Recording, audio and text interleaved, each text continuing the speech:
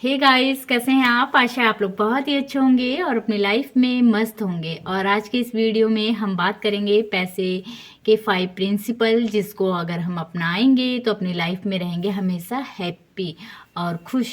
और हम अपनी लाइफ में कभी भी आर्थिक तंगी को लेकर नहीं जूझेंगे या फिर परेशान नहीं रहेंगे।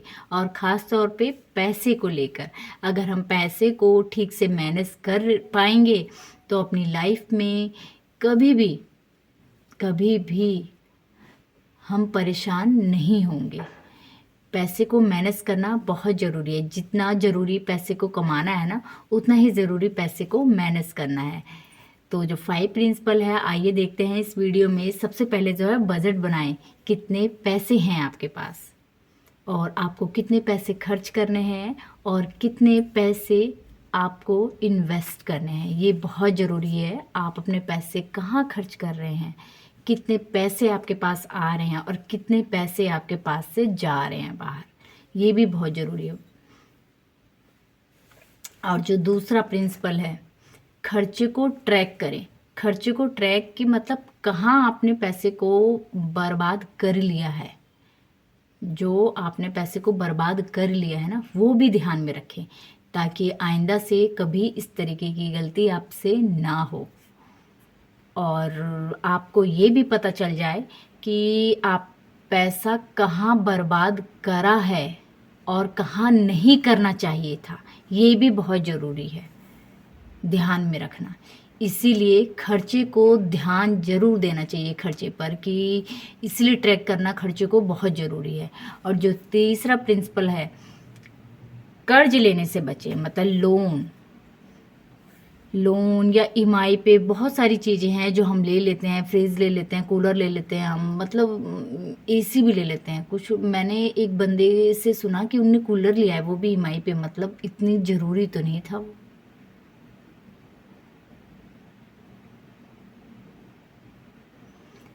आज भी कुछ लोगों का ना पैशन बन गया है, मतलब फैशन बन गया है लोन लेना, ईएमआई पर हर चीज़ लेना। ये उनकी ज़रूरत नहीं है, ये ज़रूरत से ज़्यादा हद मचा रखी है लोगों ने। मतलब ईएमआई, अब जैसे ईएमआई लेना, ईएमआई पे हर चीज़ लेना बहुत आसान हो गया है, लेकिन ईएमआई को भरना बहुत मुश्किल है। लेकिन अगर हमें कोई चीज़ लेनी है तो उसके लिए पहले ही बजट बना लिए, और उसी के हिसाब से अगर हाथ को हम अपने खींच के चलेंगे, टाइट करके चलेंगे हाथ को, तो हम वो चीज़ भी ले लेंगे। लेकिन हम जो है ना, अपने खर्चे पर बिल्कुल भी कंट्रोल नहीं करते हैं और हम अनसंट खर्च करते हैं। और भी बहुत सारी चीज़ें हम ईएमआई पर ले लेते हैं, ये है हमारी गलती।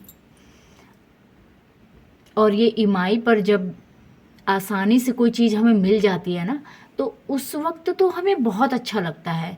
लेकिन जब ईएमआई भरनी पड़ती है ना हर महीने, तो ये बहुत मुश्किल हो जाता है और ये हमारे बजट के बाहर हो जाता है। कभी कभी तो लोगों की, मतलब गाड़ी जो ईएमआई पे ली होती है ना लोगों ने, वो भी चली जाती है, बैंक वाले ले लेते हैं। तो इस तरीके की मूर्खता बिल्कुल ना करिए। और जो अगली बात है, निवेश करें। जैसे सुकन्या, स्टॉक, सरकार द्वारा चलाई गई बहुत सारी स्कीम्स हैं जिसका फ़ायदा हम ले सकते हैं, जहां पर नुकसान नहीं हो सकता, क्योंकि ये सरकार के द्वारा अप्रूव्ड स्कीम है। तो अगर हम इसको फॉलो करेंगे तो अपने पैसे को अच्छे तरीके से हम सेव भी कर पाएंगे और अच्छी जगह लगा पाएंगे, जिससे हमें आने वाले समय में बहुत ही अच्छी रकम प्राप्त हो जाएगी। इसीलिए अपने पैसे को खर्च करिए, लेकिन कुछ कुछ जगहों पर पैसों को इन्वेस्ट करना भी बहुत ज़रूरी होता है, बच्चों के फ्यूचर के लिए, और ताकि हमारे फ्यूचर की टेंशन कम हो सके, इसलिए भी। इसीलिए ध्यान रखिए। और जो अगली बात है, अपने आप पर कंट्रोल ज़रूर करें। मतलब इंसान जो है ना, एक समुंदर है, इस समुंदर का पेट नहीं भरता। मतलब चाहे जितना उसके अंदर डालते जाओ, हर चीज़ संभालेगा वो अपने अंदर। लेकिन इंसान को संतोष जरूर होना चाहिए, कंट्रोल भी जरूर होना चाहिए कि मेरा कितना बजट है, मेरी सैलरी कितनी आ रही है, या फिर हफ्ते की भी इनकम मेरी कितनी आ रही है। अगर उस हिसाब से हम चलेंगे ना, तो हम कभी भी जीवन में परेशान नहीं होंगे।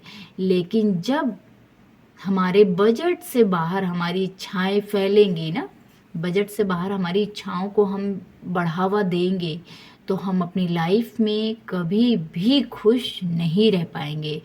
और मैं क्या, जो बंदा 1 लाख 2 लाख जो कमा रहा है ना, वो भी कभी भी अपनी इच्छाओं की पूर्ति नहीं कर सकता जब तक अपनी इच्छाओं को हम बांधेंगे नहीं। किस हद तक होनी चाहिए इच्छाओं को, किस हद तक इच्छाओं को छूट देनी जरूरी है और किस हद तक कंट्रोल करना जरूरी है। ये भी, इच्छा तो बहुत कुछ है लेने की इंसान के जीवन में, बहुत कुछ। चाहे वो चीज़ हमारी ज़रूरत की हो, चाहे वो ना हो, चाहे हमारी उसको खरीदने के बाद हमारा फ्यूचर ही डंप हो जाए, मतलब कुछ फ़ायदा ना है किस चीज़ का, लेकिन बस ये है कि चाहिए। तो इस तरीके की भी इच्छाएं भी मत पालिए। जो ज़रूरत है, अनावश्यक चीज़ों से हमेशा परहेज़ करें जो आवश्यक नहीं है, और ज़रूरत वाली चीज़ों को महत्व दें। जैसे कि पढ़ाई, जैसे बच्चों की पढ़ाई, अपने ऊपर कोई नई चीज़ स्किल सीखने में, इन सब चीज़ों को अहमियत दीजिए। अगर ये चीज़, आप नई चीज़ कोई सीख लेंगे तो ये आने वाले समय में आपके भविष्य में काम जरूर आएगी। सीखा हुआ कोई भी चीज़ ना बर्बाद नहीं होता। लेकिन जब हम, मतलब कोई भी चीज़ है, कपड़े हैं, खरीदे ही जा रहे हैं, खरीदे ही जा रहे हैं, खरीदे ही जा रहे हैं, खरीदे ही जा रहे हैं, जिसका कुछ फ़ायदा है नहीं। मतलब एक ज़रूरत होती है कि इंसान को इतना चीज़ चाहिए तो वो चाहिए ही इंसान को। लेकिन हद से ज़्यादा हम, मतलब घर को बैंक बना रहे हैं हम, जैसे कपड़ा बैंक, भरे जाओ भरे जाओ भरे जाओ भरे जाओ इसमें। तो उस कपड़े को देकर पैसे नहीं आ पाएंगे, लेकिन पैसे को देकर हम कपड़े को ज़रूर खरीद पाएंगे। अब जैसे जैसे हमने प्रॉपर्टीज़ वगैरह ली है, तो प्रॉपर्टी से तो फ़ायदा है, मतलब वो हमारे बच्चों के फ्यूचर में भी काम आएगा। लेकिन ये जो हम कपड़े अन शंट इधर से उधर, हम हर चीज़, अपने घर को भी स्टोर रूम बना रखा है, सब कुछ भरना है हमें इस घर के अंदर, सब कुछ भरना है, चाहे वो हमारी ज़रूरत की हैं चाहे नहीं हो। हम ऐसे करते हैं ना, बहुत सारी चीज़ें हम शौक में या फिर दूसरे के दिखावे में आकर बहुत सारी चीज़ें हम ऐसे खरीदते हैं क्योंकि अगले बंदे ने ले रखी है, क्योंकि अगले को ज़रूरत है। अब जैसे कि मैं एग्जांपल देके बताती हूँ कि दिखावा कितना खतरनाक होता है। दिखावा, जैसे पड़ोसी को ज़रूरत है आईफोन की, भाई उसका कुछ ऐसा काम है, उसने आईफोन ले लिया, लेकिन हमारा कुछ ऐसा पर्पस नहीं है आईफोन वाला, मतलब हमारा कुछ इस तरीके का काम नहीं है, लेकिन हमने सिर्फ आईफोन इसलिए लिया क्योंकि मेरे पड़ोसी ने ले लिया है, कंपटीशन की भावना के लिए। बल्कि वो आना मेरे किसी भी काम नहीं था, लेकिन सिर्फ और सिर्फ मुझे कंपटीशन के चक्कर में उसे खरीदना पड़ा। अब अगले बंदे की तो आईफोन ज़रूरत थी, लेकिन मेरी तो कोई ज़रूरत नहीं थी, मेरी कोई उसकी नीड नहीं थी, उसके बिना भी मेरा काम चल रहा था। लेकिन मैंने जो है कंपटीशन के चक्कर में ख़रीदा, क्योंकि मुझे सामने वालों की नज़रों में अपना स्टेटस ऊंचा करना था। जो हमारा स्टेटस है ना, वो हमें भी पता है और ऊपर वाले को भी पता है। शायद हम जितने पैसे अपने स्टेटस दिखाने में खर्च करते हैं ना, अगर हम इतने पैसे अगर खुद को कंट्रोल करने ना, कंट्रोल फालतू चीज़ों को सोचकर कि वो हमें दिखा रहा है कोई चीज़, वो हमें डाउन फील करा रहा है, अब मैं उससे बड़ी गाड़ी लेकर आऊँगा, इस तरीके की भावना जब हमारी ख़त्म हो जाएगी ना, तो हमें कोई रोक नहीं सकता लाइफ में आगे बढ़ने के लिए, सक्सेस होने के लिए। यही भावना होती है हमारे अंदर कि वो क्या सोच रहा होगा मेरे लिए, वो कुछ नहीं सोच रहा होगा। इतना टाइम नहीं है किसी के पास झक मारने का, दूसरों के बारे में सोचने का। शायद मेरे हिसाब से तो आज के ज़माने में तो फैमिली अपने में ही परेशान है, अपने बच्चों से परेशान हो रखे हैं लोग, अपनी फैमिली से ही परेशान हो रखे हैं, उन्हीं के बारे में से टेंशन नहीं हट रही है। तो तुम्हारे बारे में कौन सोचेगा भाई, इतना टाइम नहीं है लोगों के पास।